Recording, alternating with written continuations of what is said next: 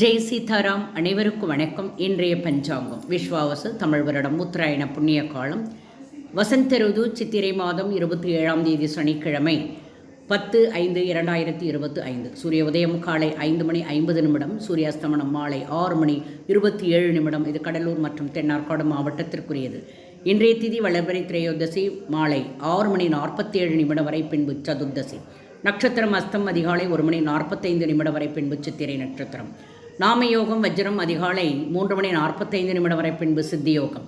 கரணம் கௌளவம் அதிகாலை 5:52 வரை, பின்பு தைதுல கரணம் மாலை 6:47 வரை, பின்பு கரசை கரணம்.